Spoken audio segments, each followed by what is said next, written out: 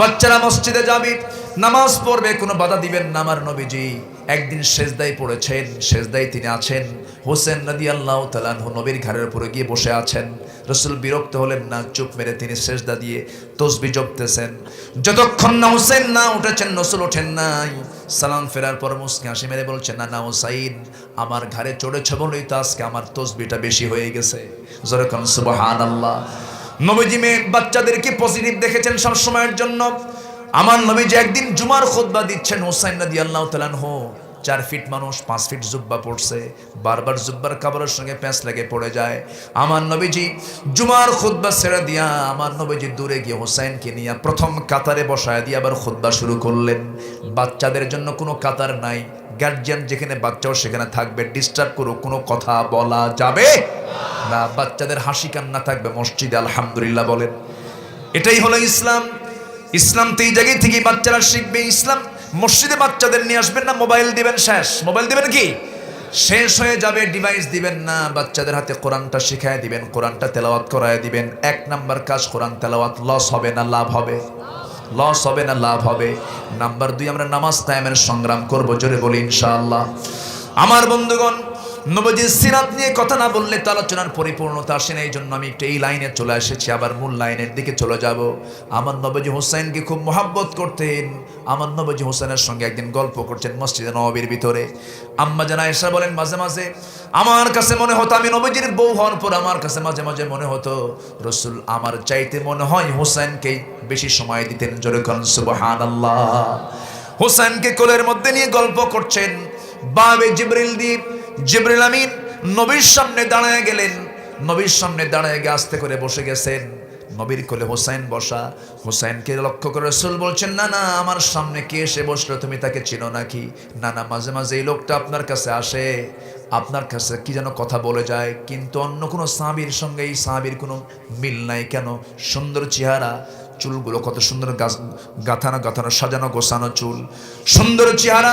কিন্তু আমার কাছে মনে হয় সব সাহাবীর কত সুন্দর অভ্যাস, তারা কেউ খালি হাতে আসে না, আঙ্গুর, বেদানা, খেজুর, উটের দুধ, উটের গোশত নিয়ে আসে।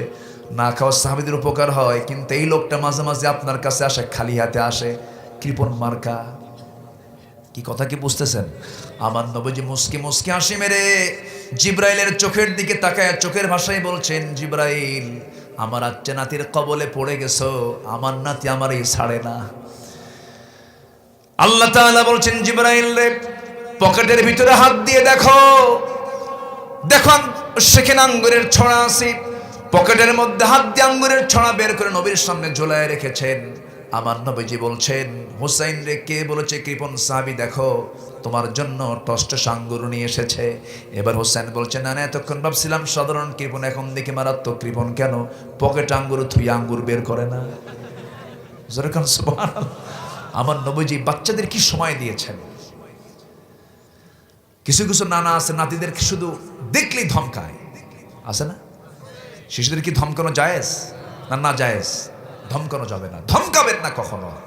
বাচ্চাদের প্রশ্ন কম না বেশি? বেশি। কখনো প্রশ্ন উত্তর দিতে নিয়ে বিরক্ত হবেন না। এমন ধমক মারে কিছু নানা দাদা আছে, নাতিরা মনে মনে কে বুড়া মর কুলখানি খাবো। আমার নবীজি মসজিদে নববীর ভিতরে বসে আছেন। এমন সময় ওই হুসাইন একদিন নবীর মসজিদের দরজার সামনে দাঁড়ানো একজন সাহাবী দরজায় দারোয়ানের দায়িত্ব পালন করছেন, গেটে দায়িত্ব পালন করছেন। বলছেন, হুসাইন, তুমি এখানে কি করতে এসেছো? নানার সঙ্গে দেখা করতে যাব। যাওয়া যাবে না। কেন যাওয়া যাবে না? রাসূল গুরুত্বপূর্ণ বয়ান নিয়ে ব্যস্ত আছেন, তুমি গেলেই বয়ান বন্ধ হয়ে যাবে। হুসাইনের চোখ বড় হয়ে গেছে, বলতেছে, ও চাচা, তোমরা যে নবীর কথা বসে বসে শোনো, আমি কি হুসাইন তার চাইতে কোনো অংশে কম নাকি? আমার দাম কি কিছুই নাই নাকি? তোমাদের নবীর চাইতে আমার দাম কি কোনো অংশে কম নাকি? আমি তার চাইতে বড়। বাচ্চাদের কথাগুলো কিন্তু বড় বড়ই হয়। এই কথা বলা মাত্র সাহাবী মনে মনে চিন্তা করতেছে, যেমন বাপ তেমন ছেলে, আলীও তো এরকম মার্কাই কথা কয়। আল্লাহু আকবার বলেন। বিচক্ষণের কথা, ভয়ে দরজা খুলে দিয়েছে, চলে গেছেন আলী, চলে গেছেন হুসাইন রাদিয়াল্লাহু তাআলা আনহু, নবীর সামনে আস্তে করে বসে গেছেন। আমার নবীজি হুসাইনকে দেখিয়ে বলছেন, না না রে, মনটা তোমার খারাপ, কোনো কথা নাই কেন, কি হয়েছে তোমার? এবার বলছেন, না না, আমার কি কোনো দাম নাই, মান সম্মান না? আমি কি আসতে পারি না? আমাকে আসতে দেওয়া হয় না কেন? আমার কি কোনো ইজ্জত নাই নাকি? না না, আমায় আজকে তোমার সঙ্গে বেশি সময় দেব না, তবে আমি তোমাকে আজকে কিছু কোশ্চেন করব। না না, তুমি বলো তো, আমি বড় না তুমি বড়? রসুল বলছেন আমি তো বড় হবে, আমি তোমার নানা হই, তুমি আমার নাতি হও। না না, তুমি আমাকে বলতেছো ঠিক কথা, কিন্তু আমি তোমাকে বুঝাই দেব আমি তোমার চাইতে বড়, আমি তোমার চাইতে বড়। রসুল বলছেন না না, কেমন করে বুঝাবা? না না, বুঝাবো, তবে শর্ত হলো 3টা প্রশ্ন করব, শুধু উত্তরটা তুমি দিবা। ঠিক আছে না না, কি প্রশ্ন বলো? এবার বলছে না না, প্রশ্ন করব, শর্ত হলো তুমি বলো না না আমার সবচেয়ে প্রিয় বসার জায়গা কোথায়? রসুল বললেন নাতিরে, আমার বুকটা তোর বসার প্রিয় জায়গা। নানা শুয়ে পড়ো। রসুল শুয়ে পড়লেন, লাফ মেরে গিয়ে নবীর বুকুর উপরে বসে বলছেন না না, প্রশ্ন করব, শর্ত হলো সব সাহাবীকে ডেকে আনো আমার সামনে। সব সাহাবীকে ডেকে মসজিদে নববী ভরপুর করে দেওয়া হলো। এবার বলছে না না, 3টা প্রশ্ন করব, বলো তো না না তোমার বাবার নামটা কি? আমার নবীজি মুস্কি হাসি মেরে বলছেন না না রে, আমার বাবার নাম হলো আব্দুল্লাহ। কোন বংশ? কুরাইশ বংশ।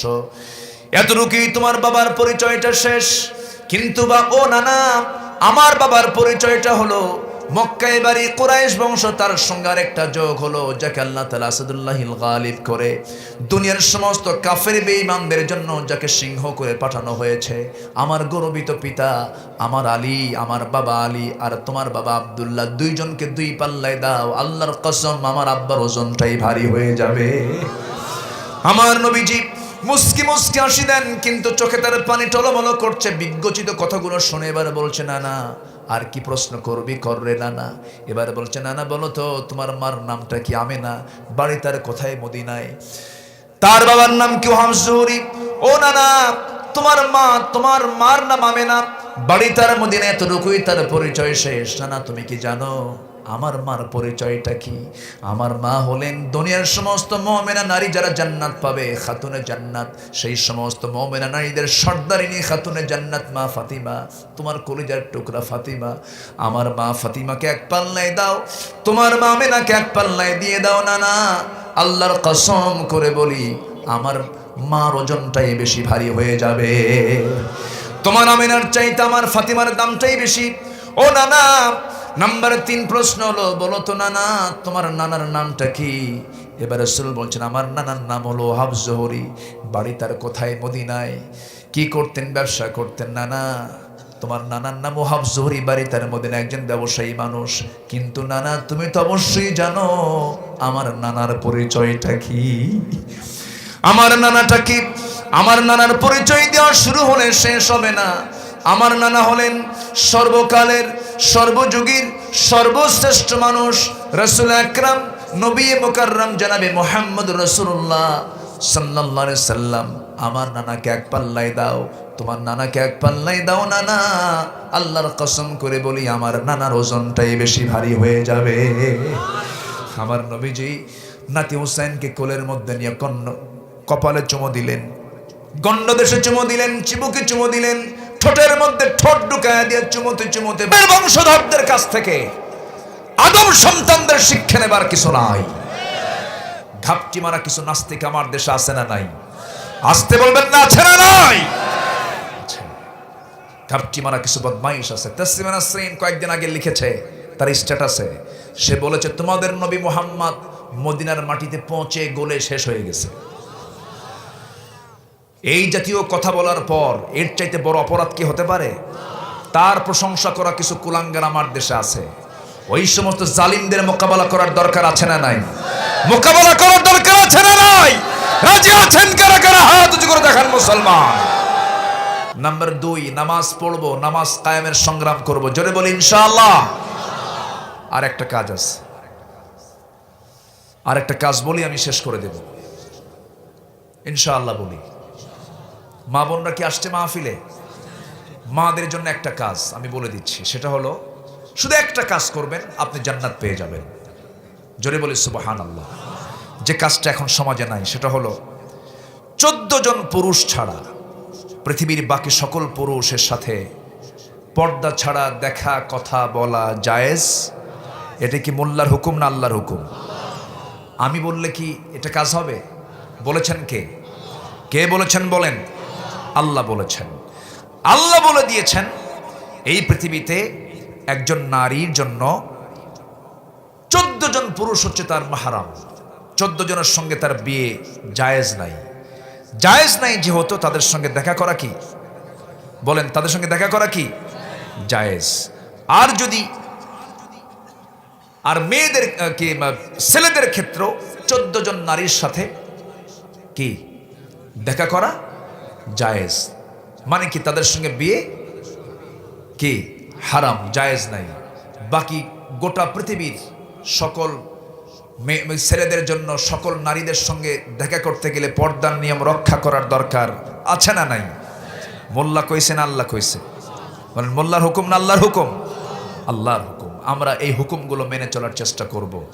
জোরে বলি ইনশাআল্লাহ, আরো জোরে বলি ইনশাআল্লাহ। আচ্ছা, মেয়েদের ক্ষেত্রে কোন কোন পুরুষরা? 14 জন। কয়জন বলেন?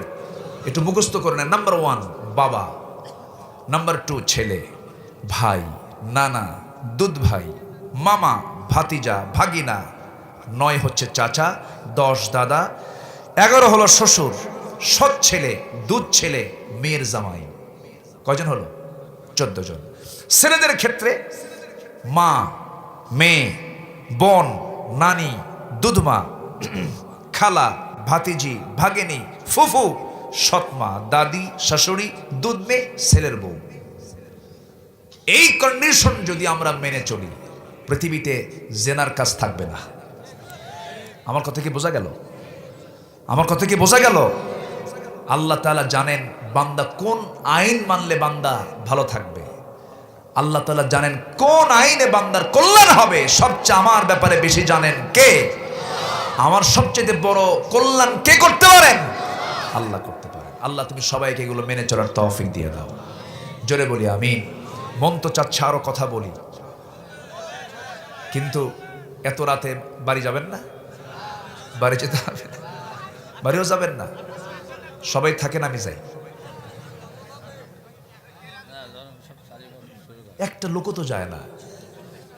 মানুষ এত ভালো হয়। আল্লাহু আকবার, আল্লাহু আকবার, বলি আলহামদুলিল্লাহ। এত রাত? হ্যাঁ,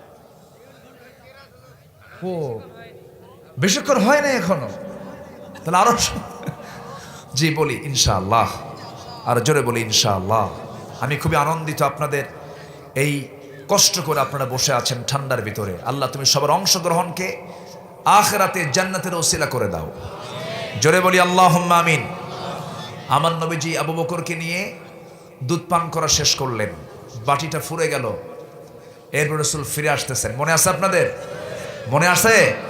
ফিরে আসবেন। ফিরে আসার পথে আমার নবীজি বলছেন, রাখাল তুমি থাকো। রাখাল কান্দে। রাখাল কি করে? কান্দে। রাখাল বলতেছে, আমিও যাব। কেন? কেন আমি আপনাকে কেমন যেন মনে হচ্ছে, আপনি বিশেষ কোনো মানুষ, আমাকে সাথে নিয়ে যান। রাসূল বললেন, তুমি না কিছুক্ষণ আগে বললা যে এই ছাগলগুলো আমার না, আমানতের খেয়ানত হয়ে যাবে। তোমার আমানত কই গেল? ভুলে গেছিলাম। কি ঠিক আছে, আমি থাকবো, তবে শর্ত হলো আপনি ছোট্ট সাগির ওলানে হাত দিয়ে কি যেন মনে মনে বললেন, ওই দোয়াটা আমার শিখায় দেন।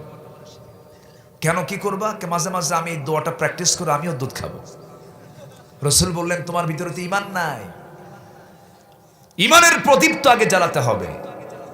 শিরকিয়াতের দুর্গন্ধ, পচা, নোংরা, এটাকে দূর করে তাওহীদের আলো তোমার জ্বালাতে হবে। সঙ্গে সঙ্গে রাখাল বলছে, আপনি কি সেই লোক যে মক্কার মাটিতে আল্লাহর পয়গম্বরের আগমন হয়েছে? আপনি কি সেই মানুষ? রাসূল বলছেন, হ্যাঁ আমি তো সেই মানুষ। যেরকম সুবহানাল্লাহ।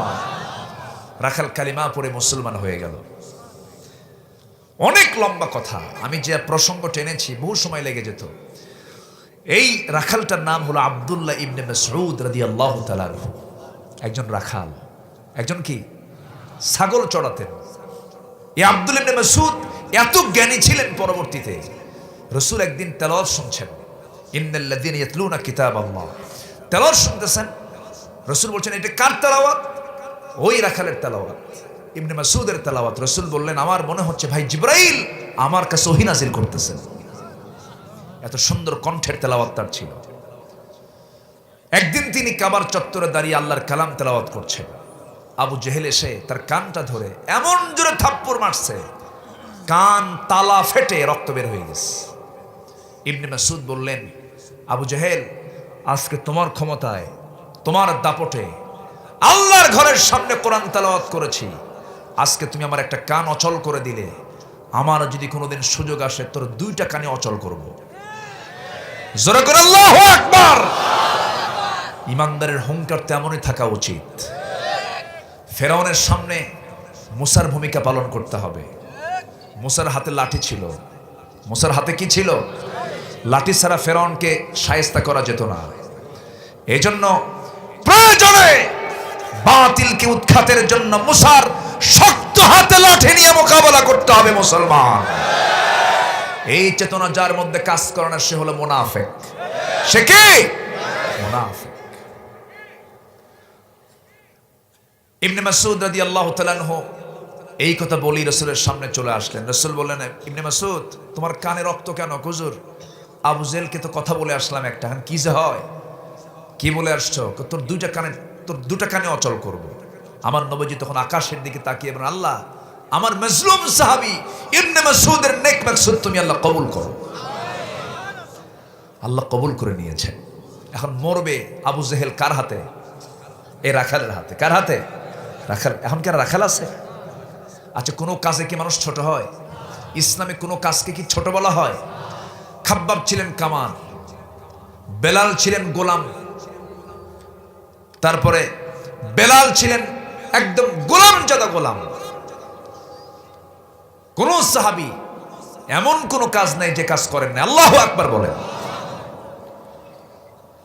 ইবনে মাসউদ রাদিয়াল্লাহু তাআলা এত জ্ঞানী ছিলেন, তিনি কোরআন দিয়ে সবসময় কথা বলতেন। আমরাও কোরআনটাকে এইরকম করে পড়বো, জোরে বলি ইনশাআল্লাহ। রাখাল থেকে বড় মুহাদ্দিস হয়ে গেলেন, বড় মুফাসসির হয়ে গেলেন। একদিন ওমর ফারুক রাদিয়াল্লাহু তাআলা দেখতে পেলেন দূর থেকে একটা কাফেলা আসতেছে, অন্ধকার রাত।